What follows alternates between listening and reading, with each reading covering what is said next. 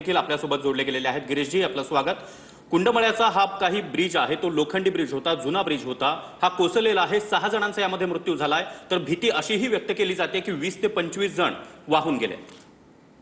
नाही, मी प्रवासात आहे, नाशिक पुण्याला निघालेलो. मला आत्ताच जस्ट मला ही बातमी कळलेली आहे आणि म्हणून मी जिल्हाधिकाऱ्यांशी बोललेलो आहे आणि त्या ठिकाणी एनडीआरएफची टीम ही मला वाटतं 10-15 किलोमीटरच्या अंतरावर होती, ती सुद्धा त्या ठिकाणी आता पोहोचलेली आहे। मी पण आता मुंबईत आहे, मी लगेच तात्काळ पुण्याकडे निघालेलो आहे। मला वाटतं तिथे गेल्यावर कळेल, पण सगळे जे यंत्रणा आहे ते अलर्ट आहे। पण हा पूल आता कसा तुटला, काय झालं नेमकं याची तर मलाही कल्पना नाही, पण मी तर जिल्हाधिकाऱ्यांशी सारखा संपर्क साधतो, पण त्याचे नंबर बिझी आहेत, बहुतेक ते याच कामामध्ये बिझी असतील। मी निघालो, 2-2.5 तासामध्ये मी तिकडे पोहोचेल।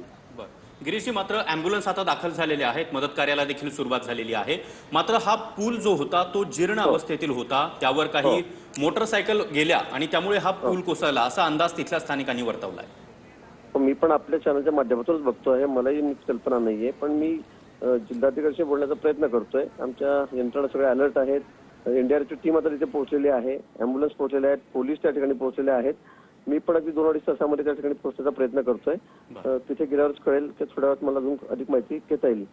नक्कीच महाजनजी, खूप खूप धन्यवाद, तुम्ही आमच्याशी संवाद साधला त्याबद्दल। तर 20 ते 25 पर्यटक वाहून गेल्याची भीती व्यक्त केली जात आहे। सुनील शेळके स्थानिक आमदार यांनी दिलेल्या माहितीनुसार 6 जणांचा मृत्यू या दुर्घटनेमध्ये झालेला आहे आणि यावेळी पुलावर काही दुचाकी आल्या, त्यामुळे पूल ओव्हरवेट झाला आणि त्यामध्येच हा पूल कोसळला अशी शक्यता व्यक्त केली जाते।